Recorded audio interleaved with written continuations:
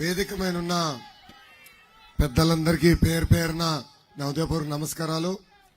ఈరోజు విశాఖపట్నం ఈస్ట్ లో ఈ శంకరామం కార్యక్రమానికి విచ్చేసిన తెలుగుదేశం పార్టీ కార్యకర్తలకి, జన సైనికులకి, ప్రజలందరికీ నా ఉదయపూర్వక నమస్కారాలు. గత 7 రోజులుగా ఉత్తరాంధ్రలో నేను పర్యటిస్తున్నా. నేను ఒకటే చూసా, ఉత్తరాంధ్ర యూత్ పవర్ అదిరిపోయింది.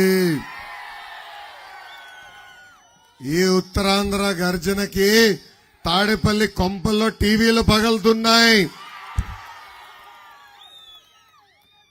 పోరాటాల పౌరుషాల గడ్డ ఈ ఉత్తరాంధ్ర.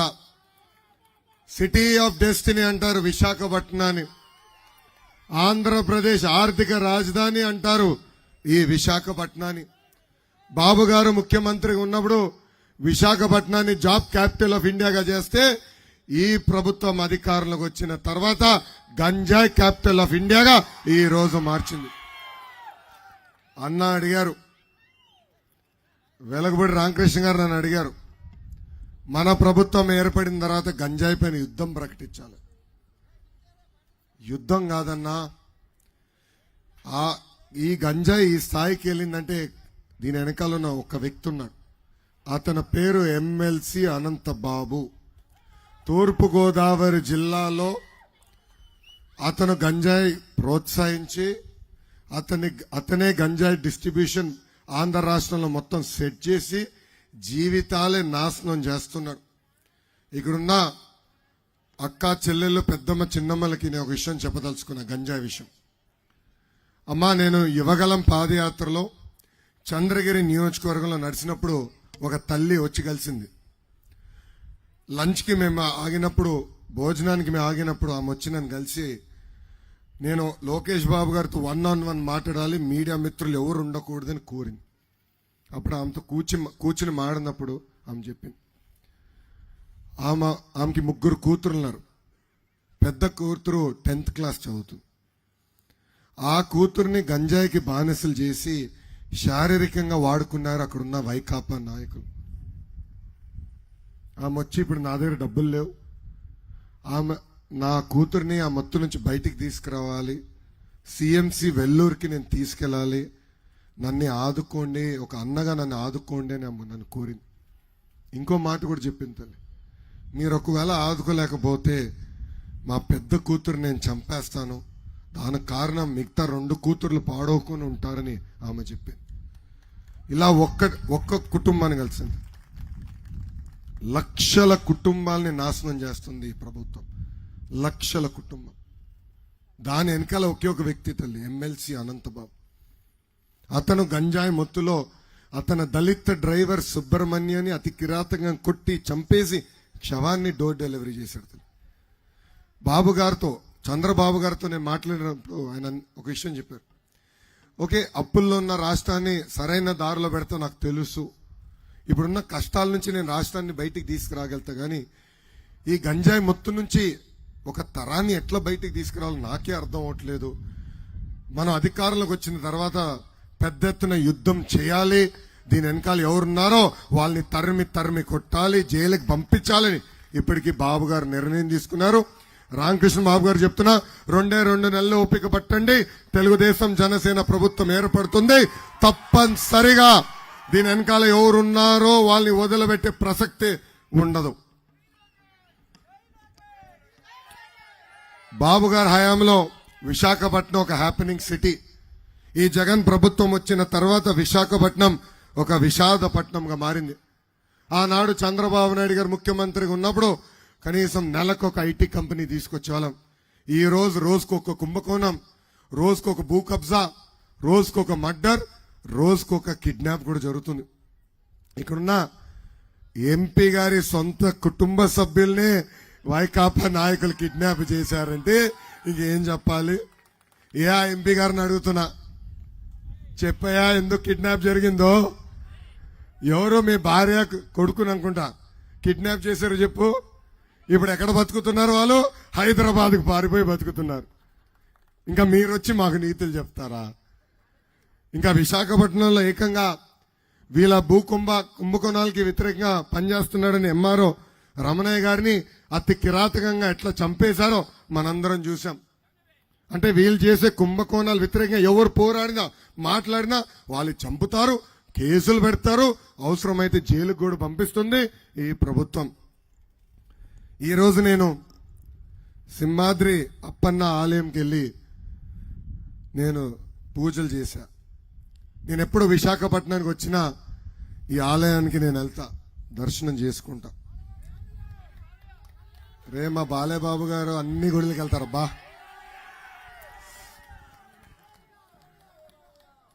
ఈ సింహాద్రి అప్పన్న గుడికి దర్శనం కోసం తెలుగు రాష్ట్రాల నుంచే కాదు ఒరిస్సా నుంచి కూడా పెద్ద ఎత్తున ప్రజలు వస్తారు. ఈరోజు దర్శనం అయిన తర్వాత నేను కిందికి వస్తున్నా, అంటే కొండ దిగుతున్నా. అప్పుడు ఒక గ్రామంలో నా కారు ఆపారు. ఆపి అక్కడ ప్రజలు నాతో మాట్లాడుతూ ఒక తల్లి నన్ను అడిగింది, అయ్యా మీరు ఎప్పుడు వచ్చినా మీరు దేవుడు దర్శనం చేసుకుంటారు, కానీ జగన్ ముఖ్యమంత్రి అయిన తర్వాత ఇక్కడ దర్శనానికి రాలేదేంటి అని అడిగాడు.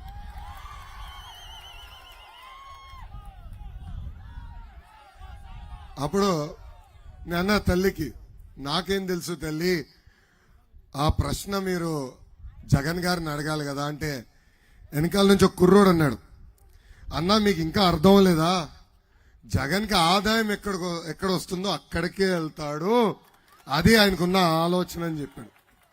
ఇది ఈరోజు మన ఆంధ్ర రాష్ట్ర ముఖ్యమంత్రి సైకో జగన్ పరిస్థితి.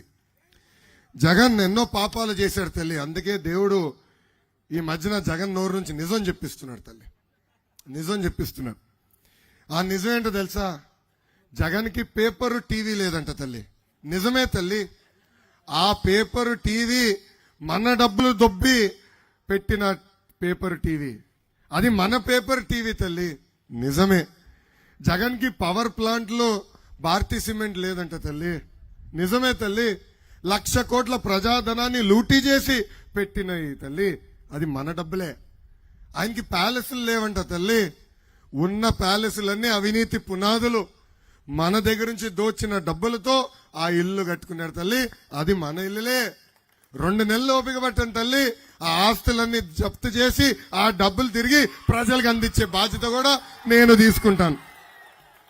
ఆయనే చెప్తున్నాడు కదా నా దగ్గర లేదని, ఆయనే చెప్తున్నాడు కదా నాకు ఇల్లు లేదు, నేను పేదవాడిని, పేపర్ లేదు, టీవీ లేదు, సిమెంట్ ఫ్యాక్టరీ లేదు, పవర్ ప్లాంట్ లేదని ఆయనే చెప్తున్నాడు కదా. మళ్ళీ ఇది ఎవరిదో కనుక్కుందాం, జప్తు చేస్తాను, అమ్మేసి ప్రజలకి అప్పగిచ్చే బాధ్యత మేము తీసుకుంటాం. జగన్ చూస్తే ఒక బిల్డప్ బాబాయ్ గుర్తొస్తాడు. అందుకే యాత్ర 2 సినిమా తీశారు, అది కాసా తుస్ యాత్ర అయింది. మొదటి షోకి కూడా ఎవరు వెళ్ళేదానికి సిద్ధంగా లేరు. పాపం వాళ్ళ ఎమ్మెల్యేలకి టార్గెట్ ఇచ్చారు, ఇన్ని టికెట్లు కొనండి, ప్రజల్ని తోలండి అని. ప్రజలన్నారు చాలే మా జీవితాలతో ఆడిన ఆట, ఇప్పుడు వైకాపా అంతిమ యాత్ర మొదలైందని వాళ్ళు చెప్పారు. ఈ మధ్యన సభకెళ్ళి నేను అర్జునుడిని అభిమన్యుడిని అంటున్నాడు.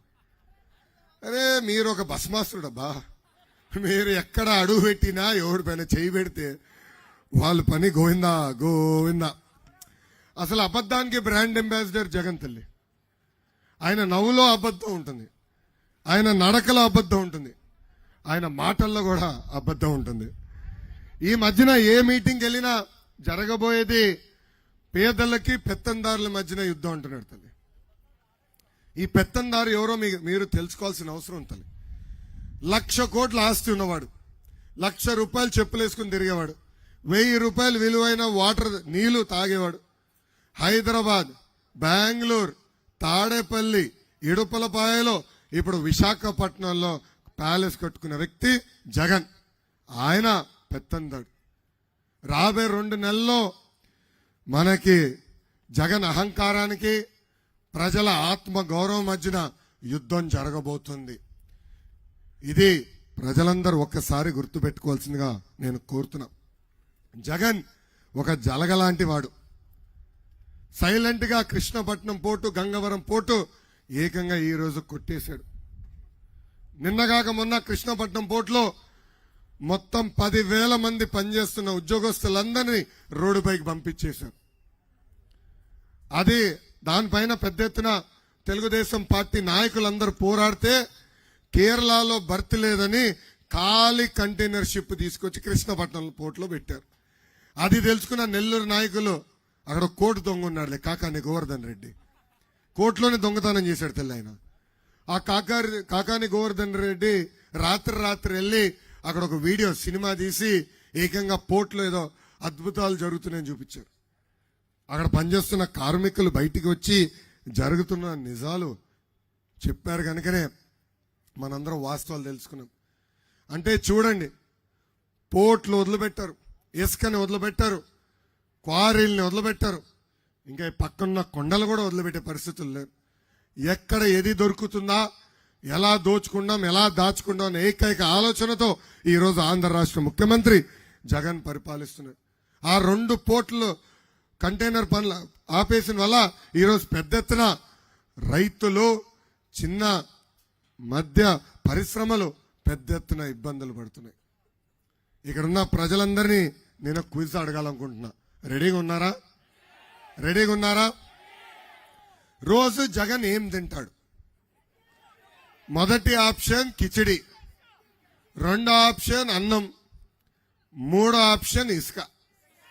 రోజు ఏం తింటాడు? చేతులు పైకెత్తి చూపించండి. ఏ ఆప్షన్? మూడో ఆప్షన్. ఇసుక ద్వారా రోజు జగన్ ఎంత సంపాదిస్తున్నాడు తెలుసా? 3 కోట్ల రూపాయలు. నెలకి 90 కోట్ల రూపాయలు, సంవత్సరానికి 1080 కోట్ల రూపాయలు. 5 సంవత్సరాలు 5,400 కోట్ల రూపాయలు ప్రజాధనాన్ని లూటీ చేశాడు. 2019 ఎన్నికల ముందల ట్రాక్టర్ ఇసుక 1000 రూపాయలు ఉన్నప్పుడు జగన్ పంది కొక్కుల్లాగా ఇసుక తింటున్నారన్నారు. ఇప్పుడు అదే ట్రాక్టర్ ఇసుక దాదాపు 5,000 రూపాయలు అయింది, 6,000 అయింది. ఇప్పుడు అడుగుతున్నా జగన్ని, ఏ పంది కొక్కు ఈ ఇసుక తింటున్నాడు? జగన్ అడగాలనుకున్నా, ఇసుక రుచి బాగుందా? 2 నెలలు ఓపిక పట్టి జగన్ వడ్డీతో సహా ప్రతిదీ కక్కిచ్చే బాధ్యత వ్యక్తిగతంగా నేను తీసుకుంటా. ఒకసారి మీరందరూ ఫోన్లు బయటికి తీయాలి, తీసి గూగుల్లో 6093 అని కొట్టండి. 6093 కొట్టండి. ఖైదీ నంబర్ 6093 కొడితే ఖైదీ జగన్ ఫోటోలు వస్తాయి తల్లి. జగన్ ఒక ఖైదీ కాబట్టి ఖైదీలంటే చాలా ప్రేమ తల్లి ఆయనకి. ఖైదీలకి నెలకి 2,000 రూపాయలు ఆయన ఇస్తాడు తల్లి. కానీ సంక్షేమ హాస్టల్లో చదువుతున్న బడుగు బలహీన వర్గాలు చెందిన విద్యార్థులకి కనీసం కాస్మెటిక్ ఛార్జీలు ఈ ప్రభుత్వం పెంచలేదు తల్లి. పాప ఆ విద్యార్థులకి, ఆ ఖైదీలకి ఇచ్చే 2,000 రూపాయల్లో సగం కూడా ఆ బడుగు బలహీన వర్గాలకు చెందిన విద్యార్థులకి వెల్ఫేర్ హాస్టల్లో డబ్బులు ఈ ప్రభుత్వం ఇవ్వటం లేదు. అంటే పేద విద్యార్థులంటే ఎంత చిన్న చూపో ఇదొక ఉదాహరణ మాత్రమే. అంతెందుకు తల్లి, మన బిడ్డలు డిగ్రీ కాలేజీలో చదవాలంటే ఈయన కేవలం 8,000 రూపాయలు ఇస్తాడంట ఫీ రింబర్స్మెంట్ కింద. ఇంకా ఇంజనీరింగ్ కాలేజీలో మన పిల్లలు చదవాలంటే కేవలం 32,000 ఇస్తారంట. ఈ ఫీజుతో ఎవరన్నా మన పిల్లల్ని బాగా చదివించగలుగుతామా? లేదు. ఆయన పిల్లల మటుకు విదేశాల్లో చదవచ్చు, పెద్ద పెద్ద స్కూల్లో చదవచ్చు. కానీ గతంలో బాబు గారు ఇచ్చిన విదేశీ విద్య కూడా ఈ రోజు ఈ ప్రభుత్వం రద్దు చేసే పరిస్థితికి వచ్చింది. అందుకే 2 నెలల్లో తెలుగుదేశం జనసేన ప్రభుత్వం ఏర్పడుతుంది. మూసేసిన విదేశీ విద్య అమలు చేస్తాం. అంతేకాదు, ఈ విద్యా దీవెన, వసతి దీవెన కాకుండా డైరెక్ట్ గా కాలేజీలకే డబ్బులు వేసే బాధ్యత మేము తీసుకుంటాం. ఈ రోజు హాల్ టికెట్ కావాలంటే మీరు డబ్బులు కట్టాల్సి వస్తుంది. ఈ రోజు మార్క్ లిస్ట్ కావాలంటే మీరు డబ్బులు కట్టాల్సి వస్తుంది. ఆ పరిస్థితి రాకుండా చేసే బాధ్యత మేము తీసుకుంటామని ఈ సభాముఖం మీకు తెలుపుతున్నాం. ఇంకా జగన్ ఒక అద్భుతమైన కటింగ్ ఫిట్టింగ్ మాస్టర్ తల్లి. ఆయనకి 2 బటన్లు ఉన్నాయి తల్లి, మీకు కంపడే ఒక బులుగు బటన్. కానీ బల్ల కింద ఒక ఎర్ర బటన్ ఉంది తల్లి. ఆ బులుగు బటన్ నొక్కితే అకౌంట్లో 10 రూపాయలు పడుతుంది తల్లి. ఒప్పుకుంటా, 10 రూపాయలు పడుతుంది. కానీ అదే క్షణం ఎర్ర బటన్ నొక్కుతాడు తల్లి, అకౌంట్ నుంచి 100 రూపాయలు ఉష్ అని పోతుంది తల్లి. ఎలా పోతుందో చెప్పాలి కదా. కరెంటు ఛార్జీలు 9 సార్లు పెంచి బాధుడే బాధుడు. ఇంటి పన్ను పెంచి బాధుడే బాధుడు, ఆర్టీసీ ఛార్జీలు 3 సార్లు పెంచి బాధుడే బాధుడు, చెత్త పన్ను పెంచి క్వార్టర్ బాటిల్ ధర పెంచి. అమ్మా రేపో మాపో వాలంటీర్ వాసు ఇంటికి వస్తాడు తల్లి, ఒక గొట్టం తీసుకొస్తాడు, ఉఫ్ఫని ఊదమని ఊదొద్దు తల్లి. ఊదితే గాలి ఇంత పీల్చుతున్నావా అని గాలి పైన కూడా పన్నేస్తాడు ఈ సైకో జగన్. ఇంకా కటింగ్ మాస్టర్ అన్నా కదా, అన్న క్యాంటీన్ కట్, విదేశీ విద్యా cut, school fee reimbursement cut, పండగ కానుకల కట్, పెళ్లి కానుక కట్, నిరుపేద కుటుంబాలకి ఇల్లు కట్టే కార్యక్రమం కూడా కట్ చేశాడు. చంద్రన బీమా కట్. ఇలా చెప్పుకుంటా పోతే 100 సంక్షేమ కార్యక్రమాలు కట్ చేసిన ఏకైక ముఖ్యమంత్రి ఈ సైకో జగన్. ఇప్పుడు వాలంటీర్ వాసు ఈ మధ్యన ఇంటికి వచ్చి తెలుగుదేశం పార్టీ అధికారంలోకి వస్తే సంక్షేమ కార్యక్రమాలు రద్దు చేస్తున్న దుష్ప్రచారం చేస్తున్నారు తల్లి. ఒక సామెత ఉంది తల్లి, అబద్ధం ప్రపంచం చుట్టూ తిరిగి వచ్చే లోపల నిజం గడప దాటదని. ఇప్పుడు ఆ పరిస్థితి చూస్తున్నాం. అసలు భారతదేశానికే సంక్షేమం పరిచయం చేసిన వ్యక్తి విశ్వవిఖ్యాత నట సార్వభౌమ స్వర్గీయ నందమూరి తారక రామారావు గారు.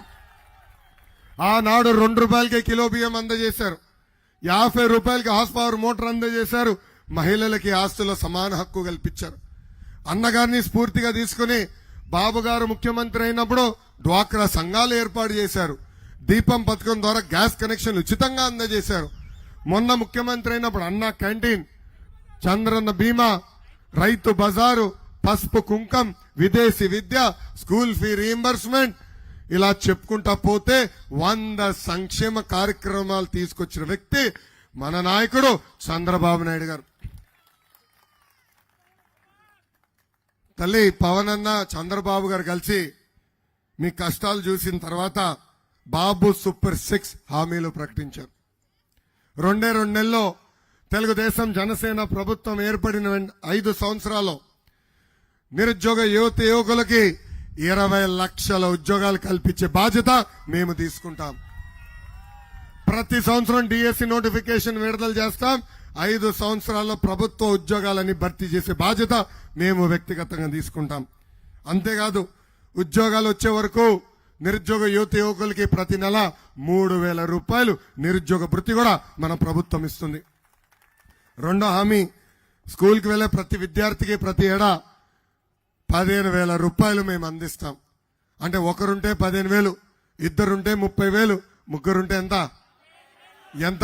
45,000 రూపాయలు మన ప్రభుత్వం ఇస్తుంది.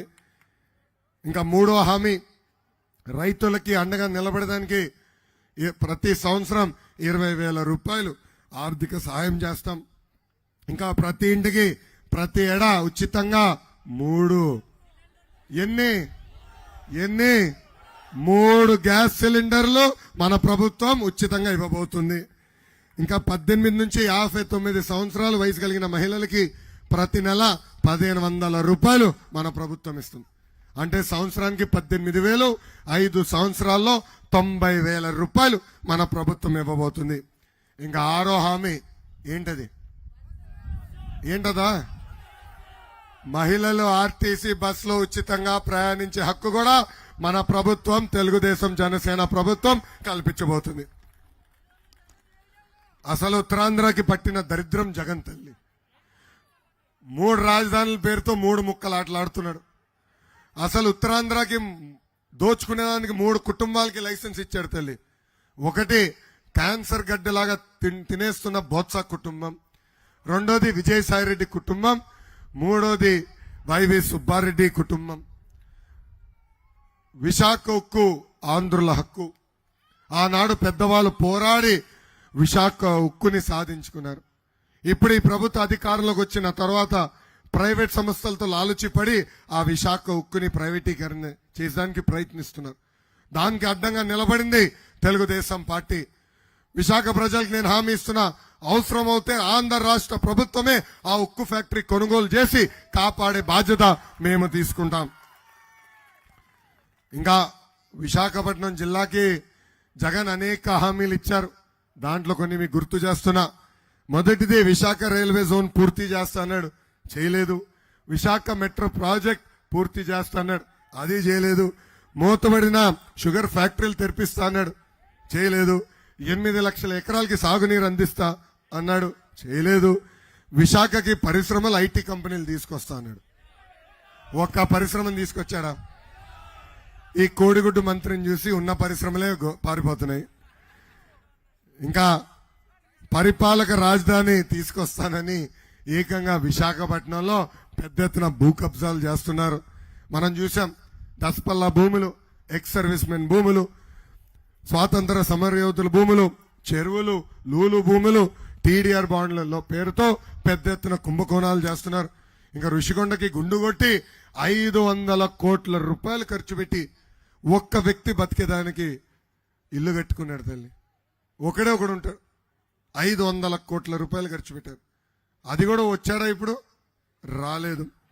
ఏకంగా ఈ విజయసాయిరెడ్డి విశాఖపట్నాన్ని నాశనం చేశాడంటే ఇప్పుడు వైవి సుబ్బారెడ్డి ఆయన కొడుకు విక్రాంత్ రెడ్డి వచ్చి ఈ రోజు పెద్ద ఎత్తున భూములు దోచేస్తున్నారు.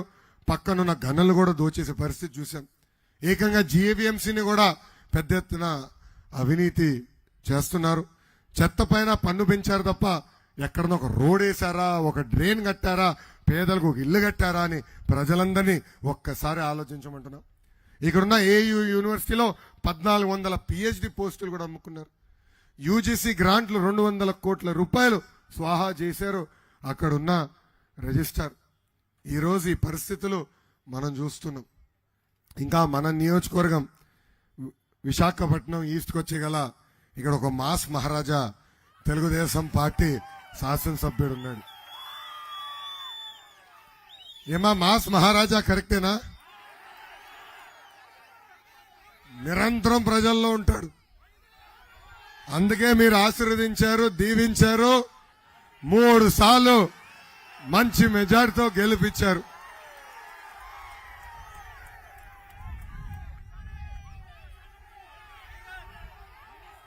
నాకు తెలిసినంత వరకు ఈ మాస్ మహారాజా ఏకైక శాసన సభ్యుడు. సెక్యూరిటీ ఉండదు, హంగులు ఉండవు. మా ఆంటీని వెనుక కూర్చోబెట్టి సినిమాకి తీసుకెళ్తానని అబద్ధం చెప్పి బుల్లెట్ తీసుకెళ్లి ప్రతి వీధి తిరిగి ప్రజలు ఎలా ఉన్నారని చూస్తారు. ఆయనకి అసలు కుటుంబంతో సమయం ఎట్లా గడపాలో కూడా తెలీదు. ఆయనకు తెలియదు తల్లి. ప్రజలైన కుటుంబం అని భావిస్తాడు. నిరంతరం ప్రజల్లో ఉంటాడు. అసలు తెలుగుదేశం పార్టీలో ఇలాంటి మాస్ మహారాజానే లేడు. One and only Velagapudi Ramakrishna Babu గారు.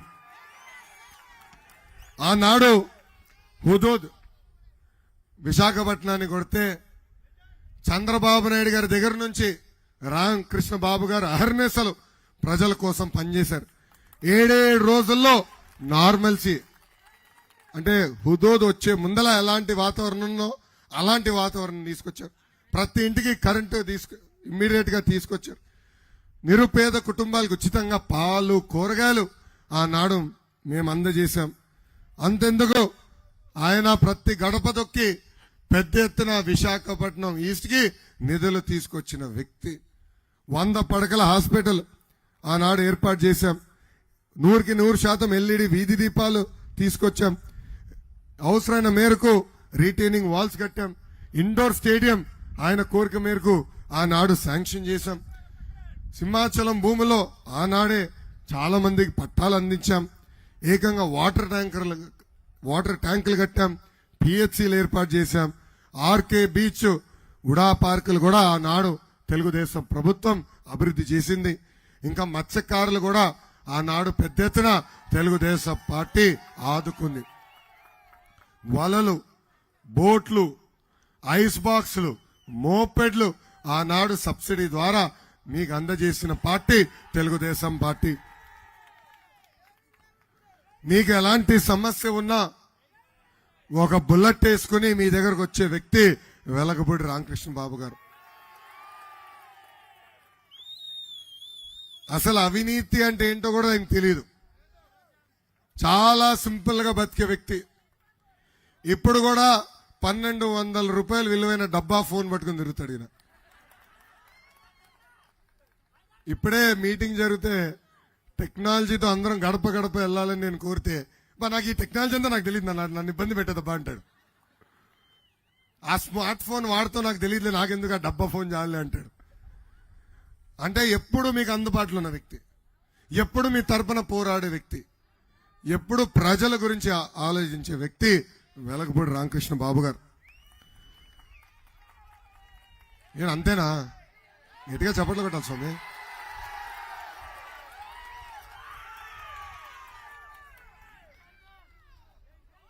అమ్మా ఇప్పుడు ఒక కొత్త యాక్టర్ వచ్చాడు తల్లి,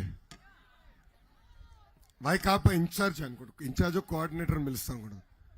కొత్త యాక్టర్ వచ్చాడు తల్లి, మళ్ళీ ఒక డ్రామా వేస్తాడు తల్లి. ఆయన వచ్చినప్పుడు మీరు ఒక్కటే అడగండి, మీ కుటుంబ సభ్యుల్ని కిడ్నాప్ చేసింది ఎవరు, ఎందుకు కిడ్నాప్ చేశారు, మీకే రక్షణ లేకపోతే రేపు మాకు ఎలా రక్షణ ఉంటుందో ఒక్కసారి ఆయన అడగవలసిందిగా మిమ్మల్ని అందరు నేను కోరుతున్నాను. ఇక్కడున్న తెలుగుదేశం పార్టీ కార్యకర్తల పైన కూడా అనేక కేసులు పెట్టారు తల్లి. మా టిఎన్ఎస్ఎఫ్ అధ్యక్షుడు ప్రణవ్ గోపాల్ పైన ఏకంగా రేప్ కేసు పెట్టారు తల్లి. ఆయన జగన్ ని రేప్ చేయబోయాడంట. ఎంత అన్యాయం అంటే, ఆ రోజు విద్యార్థుల తరపున ఒక పిలిపిస్తే జగన్ ఇంటికి వెళ్ళాడు తల్లి, ఆయన పైన రేప్ కేసు పెట్టారు తల్లి. ఇంకేం చెప్పాలా? ఇంకా వెలగపూడి రామకృష్ణ గారి పైన ఎన్ని కేసులు పెట్టినా తక్కువలేలే, ఎందుకంటే నిరంతరం పోరాడతాడు. శాసనసభలో లోపల, శాసనసభ బయట జగన్కి ఒక ముల్లులాగా ఉండే వ్యక్తి మన ఎమ్మెల్యే వెలగపూడి రామకృష్ణ బాబు గారు. అంతెందుకు, బాబు గారు ముఖ్యమంత్రి అయినా కూడా ముల్లులాగానే ఉంటాడు. ఈయన కాగితాలు పట్టుకుని వెళ్తాడు, అన్నా సీఎం రిలీఫ్ ఫండ్ ప్లీజ్, అన్నా ఇల్లు, రోడ్లు, డ్రైను, పార్కు, ఇంకే ఇక నన్ను వదిలేరానైనా ఇంక అయిపోయింది, నేను పడుకోవాలంటే అది కదా ఒక్క సంతకం పెట్టి అంటాడు. అదేంటంటే నేను చూసుకుంటానే సంతకం పెట్టి అంటాడు. అలా నిరంతరం ప్రజల గురించి ఆలోచించే వ్యక్తి. అందుకే మిమ్మల్ని అందరినీ కోరుతున్నా, మంచి మెజారిటీతో మళ్ళీ మీరు ఆశీర్వదించండి, దీవించండి. నేను ఇచ్చే హామీలు నిలబెట్టుకునే బాధ్యత నేను తీసుకుంటా. ఆరిలోవలో జూనియర్ కాలేజ్ ఏర్పాటు చేసే బాధ్యత మేము తీసుకుంటాం. మదిలపాలెం హనుమంత తావక ఫ్లైఓవర్, హనుమంత తావక ఫ్లైఓవర్ కట్టే బాధ్యత మేము తీసుకుంటాం. భూగర్భ డ్రైనేజ్ ఏర్పాటు చేసే బాధ్యత మేము తీసుకుంటాం. మత్స్యకార గ్రామాలని దత్తకు తీసుకుని మౌలిక సదుపాయాలు కల్పించే బాధ్యత మాది. గతంలో జగన్ గారు ఫిషింగ్ హార్బర్ ఏర్పాటు చేస్తున్నారు, అది కనీసం పునాది కాదు కదా, శంకుస్థాపన కూడా చేసినట్టు లేరు. మన ప్రభుత్వం ఏర్పడిన మొదటి 2 సంవత్సరాల్లోనే ఫిషింగ్ హార్బర్ పూర్తి చేసే బాధ్యత మేము తీసుకుంటాం. ఆగిపోయిన స్టేడియం, మినీ స్టేడియం పనులు పూర్తి చేస్తాం. విమ్స్ హాస్పిటల్ ని మెరుగైన డెవలప్మెంట్ చేసే బాధ్యత మేము తీసుకుంటాం. పంచగ్రామాల సమస్య, సింహాచలం భూమి సమస్య పరిష్కరించే బాధ్యత కూడా మేము తీసుకుంటామని ఈ సభాముఖంగా నేను హామీ ఇస్తున్నా. గాలి ఉన్నా లేపోయినా గతంలో 3 సార్లు ఇక్కడ తెలుగుదేశం పార్టీని ప్రజలు ఆశీర్వదించారు, దీవించారు. అందుకే నేను హామీ ఇస్తున్నా, నిరుపేద కుటుంబాలందరికీ పక్కా గృహాలు 5 సంవత్సరాల్లో విశాఖపట్నం ఈస్ట్ లో కట్టించే బాధ్యత వ్యక్తిగతంగా నేను తీసుకుంటాను. అది మామూలు ఇల్లు కాదు తల్లి, షేర్ వాల్ టెక్నాలజీ ఇల్లు తల్లి. ఎక్కడ ఇటుక వారు డైరెక్ట్ గా సిమెంటే పోస్తారు. సచివాలయంలో వాడిన టైల్స్ వాడతారు తల్లి. కిచెన్ లో గ్రనైట్ టాప్ ఉంది తల్లి, స్టెయిన్లెస్ స్టీల్ స్టింక్ ఉంది తల్లి, యూపీవీసీ కిటికీలు, చెక్క తలుపులు, చాలా అద్భుతమైన ఇల్లు తల్లి. ఒక్కొక్క టౌన్షిప్ లో అంగన్వాడీ కేంద్రం, పిల్లలు ఆడుకునేదానికి ప్లే గ్రౌండ్లు, ప్రజలు నడిచేదానికి వాకింగ్ ట్రాక్, అంటే మౌలిక వసతులు అన్ని అందించే బాధ్యత కూడా అక్కడ మేము ఏర్పాటు చేస్తాం. మత్స్యకారులకి గతంలో ఇచ్చే సంక్షేమ కార్యక్రమాలన్నీ మళ్ళీ అందజేసే బాధ్యత మేము తీసుకుంటాం. పెద్దలు కోరారు విశాఖపట్నానికి మళ్ళీ ఐటీ పరిశ్రమలు మీరు తీసుకురావాలని, కొన్ని మీ దృష్టికి తీసుకురావాలి. ఆనాడు అదానీ సంస్థతో మేము ఒప్పందం కుదిరించాం. ఈ ప్రాజెక్ట్ కానీ ప్రభుత్వం ముందలు తీసుకెళ్లుంటే ఇప్పటికీ 1,00,000 మందికి ఉద్యోగాలు వచ్చేది. ఇది ఒక్క పరిశ్రమ తల్లి. రెండోది ఫ్రాంక్లిన్ టెంపుల్టన్ తల్లి. వాళ్ళకి ఒకే ఒక ఆఫీస్ ఉంది భారతదేశంలో, డెవలప్మెంట్ సెంటర్ హైదరాబాద్లో ఉంది తల్లి. వాళ్ళని విశాఖపట్నం నేను పట్టుకొస్తే ఈ కోడిగుడ్డు మంత్రి పంపించేశారు. మూడో కంపెనీ కాండ్యూంట్. ఈ కంపెనీని మిలీనియం టవర్స్ కి, ఇక్కడ ఉన్న మిలీనియం టవర్స్ కి నేను తీసుకొస్తే ఈ కోడిగుడ్డు మంత్రి ఆ కంపెనీని పంపించేశాడు. ఇట్లా అనేక పరిశ్రమలు తల్లి. ఆనాడు అనేక ఐటీ పరిశ్రమలు నేను తీసుకొచ్చాను. ఆ పరిశ్రమలన్నీ ఈరోజు ఆంధ్ర రాష్ట్రం నుంచి తరిమేసే పరిస్థితి తల్లి. అందుకే ఇక్కడ ఉన్న వాళ్ళందరూ నేను హామీ ఇస్తున్నా, ఇంకా 2 నెలల్లో ఓపిక పట్టండి. తెలుగుదేశం జనసేన ప్రభుత్వం వస్తుంది. తప్పనిసరిగా హైదరాబాద్ కి ధీటుగా విశాఖపట్నాన్ని అభివృద్ధి చేసే బాధ్యత వ్యక్తిగతంగా నేను తీసుకుంటాను. ఐటీ పరిశ్రమలు తీసుకొస్తాం. స్థానికులకి ఉద్యోగాలు కల్పించే బాధ్యత వ్యక్తిగతంగా నేను తీసుకొస్తా. ఈ రోజు నేను గర్వంగా చెప్తున్నా తల్లి, ఆనాడు మేము ఒక్క హెచ్సిఎల్ కంపెనీ తీసుకొస్తే ఈ రోజు ఒక పేపర్లో ఆర్టికల్ చదివా, ఇంకొక 500 కంపెనీలకి అక్కడ హెచ్సిఎల్ ఉద్యోగాలు కల్పిస్తుంది. అలాంటిది ఈ పరిశ్రమలన్నీ కానీ వచ్చుంటే మన పరిస్థితి, మన పిల్లల భవిష్యత్తు ఎలా ఉండేదో ఒక్కసారి అందరూ ఆలోచించవలసిందిగా ఈ సభాముఖంగా కోరుతున్నాం. ఇంకా తెలుగుదేశం పార్టీ బలం, తెలుగుదేశం పార్టీ కార్యకర్తలు అహర్నిశలు పార్టీ కోసం అండగా నిలబడేది తెలుగుదేశం పార్టీ కార్యకర్తలు. పోలీసులు ఎన్ని కేసులు పెట్టినా, వైకాపా నాయకులు మన ఎన్ని ఇబ్బందులు పెట్టినా నమ్మకున్న జెండాన్ని భుజమ్మైన మోసుకుని వెళ్లేవారు తెలుగుదేశం పార్టీ కార్యకర్తలు. అందుకే 2014లో కార్యకర్తల కోసం ఒక సంక్షేమ నిధి ఏర్పాటు చేశాం. ప్రమాదంలో కార్యకర్తలు చనిపోతే వాళ్ళ కుటుంబాలకి 2 లక్షల రూపాయలు ఇచ్చి ఆదుకున్నాం. ఇప్పటికీ దాదాపు 100 కోట్ల రూపాయలు ఆ ఒక్క కార్యక్రమం ద్వారా కార్యకర్తలకి ఆర్థిక సాయం చేశాం. అంతేకాదు, కార్యకర్తలు ఒకవేళ వాళ్ళ పిల్లల్ని చదివించలేకపోతే వాళ్ళ పిల్లల్ని దత్తకు తీసుకుని చదివిస్తుంది నా తల్లి భువనేశ్వరి అమ్మ. నాకు అక్కా చెల్లెలు లేరు, అన్నా తమ్ముడు లేరు, కానీ అన్న ఎన్టీఆర్ నాకు 60 లక్షల మంది అక్కా చెల్లెలు అన్నా తమ్ముడు నాకు ఇచ్చారు. కార్యకర్తలందరికి నేను హామీ ఇస్తున్నా, నా గుండెల్లో పెట్టుకుని మిమ్మల్ని కాపాడే బాధ్యత నాది.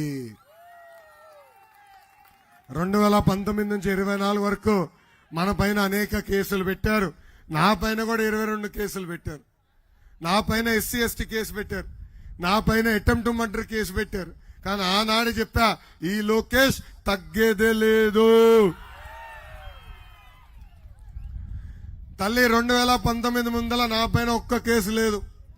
2019 ముందల నేనాడు పోలీస్ స్టేషన్ కూడా వెళ్ళా. అలాంటిది ఇప్పటికీ 7 సార్లు నన్ను పోలీస్ స్టేషన్ తీసుకెళ్లారు తల్లి. ఆ పోలీస్ స్టేషన్ ఇప్పుడు మా అత్తగారి ఇంటిలాగా తయారైంది తల్లి. అలాంటి పరిస్థితి ఈరోజు ఈ ప్రభుత్వం తీసుకొచ్చింది. అందుకే కార్యకర్తలందరికీ నేను చెప్తున్నా, ఏ అధికారులైతే చట్టాన్ని ఉల్లంఘించమని ఇబ్బంది పెట్టారో, ఏ వైకాపా నాయకులైతే చట్టాన్ని ఉల్లంఘించి మన్ని వేధించారో వాళ్ళందరి పేర్లు ఎర్ర బుక్ లో ఉన్నాయి. నేను ఎవరిని వదిలిపెట్టను. వడ్డీతో సహా ప్రతిదీ చెల్లించే బాధ్యత వ్యక్తిగతంగా నేను తీసుకుంటాను. ఈరోజు మనం చూస్తున్నాం, విశాఖపట్నం ఈస్ట్ లో పెద్ద ఎత్తున కుంభకోణాలు జరుగుతున్నాయి. టీడీఆర్ బాండ్లతో పెద్ద ఎత్తున ఇక్కడ ఉన్న ఎంపీ విజయసాయి రెడ్డి భూములు కొట్టేశారు. ఈస్ట్ జలరిపేటలో బిల్లాల్ కాలనీలో మధురవాడ దగ్గర ఏకంగా 3 టీడీఆర్ బాండ్ల పేరుతో వైకాపా నాయకులు వేలాది కోట్ల రూపాయలు ఈరోజు దోచేశారు. అంతేకాదు, పెద్ద ఎత్తున దస్పల భూములు కూడా ఈ రోజు ఈ ప్రభుత్వం కొట్టేసే పరిస్థితికి వచ్చింది. రేపు స్పెషల్ ఎంక్వైరీ చేస్తాం. వడ్డీతో సహా ప్రతిదీ కక్కిచ్చే బాధ్యత నేను తీసుకుంటానని ఈ సభాముఖంగా కార్యకర్తలందరికీ నేను హామీ ఇస్తున్నా. అన్న ఎన్టీఆర్ మన దేవుడు, బాబు గారు మన రాముడు, కానీ వైకాపా నాయకులకి నేను మూర్ఖుడు. నేను ఎవరిని వదలబెట్టను. మన మంచితనాన్ని ఈ రోజు వీళ్ళు అలసగా తీసుకుని మన ఇబ్బంది పెడతారా? మన పైన కేసులు పెడతారా? 15 సంవత్సరాలు ముఖ్యమంత్రిగా చేసిన బాబు గారు 15 సంవత్సరాలు ప్రతిపక్ష నేతగా పనిచేసిన బాబు గారిని దొంగ కేసు పెట్టి 53 రోజులు జైలుకు పంపిస్తారా? ఏమన్నారు తల్లి? 3,000 కోట్ల రూపాయల అవినీతి అన్నారు. దాని తర్వాత 270 కోట్ల రూపాయల అవినీతి అన్నారు. ఇప్పుడు 27 కోట్ల రూపాయల అవినీతి అంటారు. ఎక్కడుందా అవినీతి చూపించమంటే కనీసం చూపించే పరిస్థితిలో ఈ దద్దమ్మ ప్రభుత్వం లేదు. అందుకే బాబు గారి లాగా నేను ఎవరిని వదిలిపెట్టాను. ఎవరైతే మన జోలికి వచ్చారో వాళ్ళ తోలు తీసే బాధ్యత వ్యక్తిగతంగా నేను తీసుకుంటా. ఊరూరు ఎర్ర బుక్ చూపిస్తున్నానని ఎర్ర బుక్ మీద కూడా కేసు పెడతారంట. ఈ ఎర్ర బుక్ చూపిస్తున్నారు లోకేష్. అందుకే నాన్ బెయిలబుల్ వారెంట్ ఇష్యూ చేయమన్నారు ఈ ప్రభుత్వం. నన్ను అరెస్ట్ చేస్తారంట. చేయండి అయ్యా, నేను ఇక్కడనే ఉన్నా కదా, విశాఖపట్నం ఈస్ట్ లోనే ఉన్నా. నీకు దమ్ము ధైర్యం ఉంటే నేను ఏనాడైనా తప్పు చేస్తుంటే ప్రజల ముందర నేను చేసిన తప్పు చూపించు, తర్వాత నన్ను అరెస్ట్ చేయి. అరే నువ్వు పెట్టే చిల్లర కేసుకి మేమెందుకు భయపడతామా? బాములకే భయపడింది కుటుంబం మంది. అరే అసలు భయం మనం బయటలోనే ఉంటాయి కదా బ్రదర్. జగన్ దమ్ము ధైర్యంగా నేను పాదయాత్ర చేశా. నీలాగా పరదాలు కట్టుకుని పరదాల యాత్ర నేను ఏనాడు చేయలా. ఆనాడు బాబు గారిని అరెస్ట్ చేసినప్పుడు నాకు ఫోన్ చేసిన మొదటి వ్యక్తి పవన్ అన్న. ఆనాడు ఆయన ఒకే ఒక మాట చెప్పాడు, లోకేష్ నువ్వు ధైర్యంగా ఉండు, ఒక అన్నగా నేను నిలబడతాను, నువ్వు ముందరికెళ్ళు, నీకు ఏమైనా ఇబ్బంది ఉంటే నేను నీకు అండగా నిలబడతానని చెప్పాను. పవన్ అన్న ఆనాడు ప్రత్యేక విమానం తీసుకుని ఆంధ్ర రాష్ట్రానికి రావాలనుకుంటే అన్ని రకాలుగా ఆయన్ని కూడా ఇబ్బంది పెట్టారు. ఇంకో పక్కన ఆయన రోడ్డు మార్గంలో రావాలంటే దాదాపు 3 గంటల సేపు ఆయన్ని బార్డర్లో ఆపేశారు. ఆనాడే ఆయన నిర్ణయించుకున్నారు, లేదు తెలుగుదేశం జనసేన పార్టీ కలిసికట్టుగా ఈ సైకో జగన్ని తరిమి కొట్టాలని. అందుకే జన సైనికులకి పసుపు సైన్యాన్ని నేను పిలిపిస్తున్నా, కలిసికట్టుగా మనం పోరాడాలి. ఇక్కడ పేటీఎం బ్యాచ్ వాళ్ళు ఉన్నారు, 5 రూపాయలు కొడితే పనికిమాల పోస్టులు పెడతారు. పసుపు సైన్యం పేర్లు పెట్టుకుని జన సైనికులను తిడతారు, జన సైనికుల పేర్లు పెట్టి పసుపు సైన్యాన్ని తిడతారు. వాళ్ళకి ఇదే పని.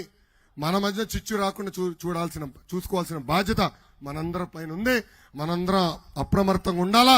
ఈ 2 నెలలు కష్టపడి ప్రజల ప్రభుత్వం ఏర్పాటు చేయాల్సిన బాధ్యత ఇక్కడున్న కార్యకర్తల పైన ఉందని ఈ సభాముఖంగా తెలుస్తున్నా.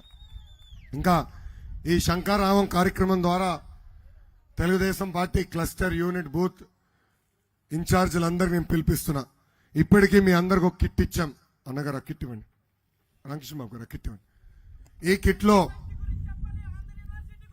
ఇప్పుడే చెప్పా స్వామి, ఈ కిట్ లో క్లస్టర్ యూనిట్ బూత్ ఇన్ఛార్జీలకి కిట్ ఇచ్చాం. ఈ కిట్ లో 25 చొప్పున కట్టగట్టి క్యాలెండర్లు మీకు ఇచ్చాం. ఇలా 10 మీ ఇంటికి పంపిస్తాం. అంటే 10 ఒకేసారి ఇస్తే ఇంటికి మోసడానికి ఇబ్బంది అని మీకు పంపిస్తాం. ఈ 250 క్యాలెండర్లు మీరు మీ బూత్ లో ఉన్న ప్రతి ఇంటికి చేర్చాల్సిన బాధ్యత ఉంది. ఒక పక్కన బాబు సూపర్ 6 హామీలు, ఇంకో పక్కన ఈ సంవత్సరం క్యాలెండర్ ఉంది. దానికి కారణం ఒకటే, రేపు మన ప్రభుత్వం ఏర్పడిన తర్వాత ఈ 6 హామీలు నిలబెట్టుకుని ప్రతి గడపకెళ్ళి చూడమ్మా ఇచ్చిన 6 హామీలు నిలబెట్టుకుని అని చెప్పేదానికి ఈ క్యాలెండర్ గుర్తుగా మనందరికి ఇవ్వాలి.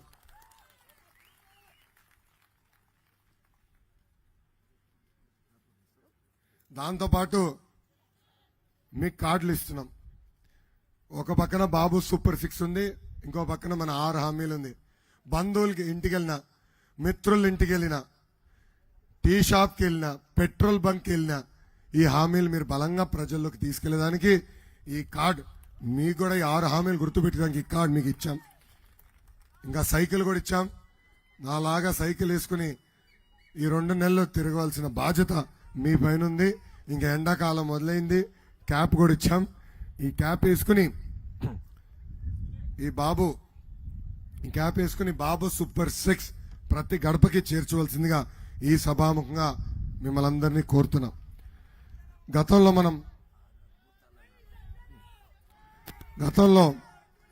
ఒక్క నిమిషం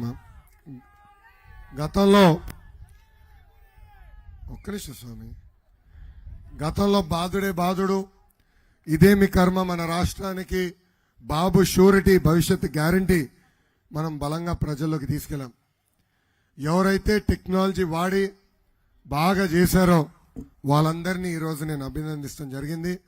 ఈ సమావేశానికి వచ్చే ముందల వాళ్ళందరూ కూడా ఉత్తమ కార్యకర్త అవార్డు కూడా నా చేతుల్లో ఇస్తాం జరిగింది. ఇక్కడున్న కొంతమంది ఈ లోకేష్కి ఏం పని పాటలేదు, అనవసరంగా టెక్నాలజీ ఇస్తాడు మాకెందుకని అడుగుతారు. దానికి కారణం ఒక్కడే, ఎవరు పని చేశారు ఎవరు పని చేయలేదో నేను గుర్తించాల్సిన బాధ్యత నాకుంది. ఆ టెక్నాలజీ ద్వారా నేను గుర్తించగలుగుతున్నా. అందుకే ఈరోజు ఎవ్వరు ప్రమేయం లేకుండా నేరుగా వాళ్ళని పిలిచాను, వాళ్ళకి నేను అవార్డులు ఇస్తాం జరిగింది. ఇక్కడున్న ప్రతి క్లస్టర్ యూనిట్ బూత్ అధ్యక్షుని కోరేది ఒకటే, కష్టపడండి, ప్రజలు చుట్టూ తిరగండి, మిమ్మల్ని వెతుక్కుంటా వచ్చి నామినేటెడ్ పదవులు కూడా ఇచ్చే బాధ్యత వ్యక్తిగతంగా నేను తీసుకుంటానని ఈ సభాముఖంగా హామీ ఇస్తున్నా. ఈ సర్టిఫికేట్, ఈ బాబు షూరిటీ భవిష్యత్ గ్యారంటీ బాగా చేసిన వాళ్ళకి ఇస్తాం జరిగింది. ఇలా ఇప్పుడు ఈ బాబు సూపర్ 6 కార్యక్రమం కూడా బాట్ ద్వారా ప్రతి గడపకి చేర్చి మీరు చేస్తున్న పని పార్టీకి తెలియజేయవలసిందిగా మిమ్మల్ని అందరు నేను కోరుతున్నాను. ఇంకా కార్యకర్తలందరికీ ఒకటే చెప్తున్నా, ఇప్పటి వరకు పడిన కష్టం ఒక ఎత్తు, రాబోయే 2 నెలలు పడే కష్టం ఇంకొక ఎత్తు. T20 మ్యాచ్లో చివరి 3 ఓవర్లు చాలా కీలకమైన ఓవర్లు. ఈ ఎన్నికలకి ఈ 2 నెలలు చాలా కీలకమైన 2 నెలలు. అందరం కష్టపడాలా, అహర్నిశలు ప్రజల్లో ఉండాలా, చైతన్యం తీసుకురావాలా. ఆంధ్ర రాష్ట్రంలోనే టాప్ 3 నియోజకవర్గాల్లో మన ఈస్ట్ నియోజకవర్గం మెజారిటీ తీసుకురావాలని ఈ సభాముఖంగా ప్రజలందరూ నేను కోరుకుంటూ నాకు ఇంత అద్భుతమైన అవకాశం ఇచ్చిన మీ అందరికీ పేరు పేరున నా హృదయపూర్వక ధన్యవాదాలు తెలుపుకుంటూ మీ అందరి దగ్గర నుంచి నేను సెలవు తీసుకుంటున్నాను. జోహార్ అన్న ఎన్టీఆర్, జోహార్ అన్న ఎన్టీఆర్. చంద్రబాబు నాయుడు గారి నాయకత్వం, చంద్రబాబు నాయుడు గారి నాయకత్వం, పవన్ అన్న నాయకత్వం. జై బాలయ్య, జై బాలయ్య, జై హింద్. ఇప్పుడు ఎవరెక్కడ ఉన్నారో అక్కడ నుంచోవలసిందిగా కోరుతున్నా. కలిసికట్టుగా ఇప్పుడు అందరం ఒక ప్రతిజ్ఞ తీసుకోవాలి అన్న, మీరు చేపించాలి ప్రతిజ్ఞ. Thank you.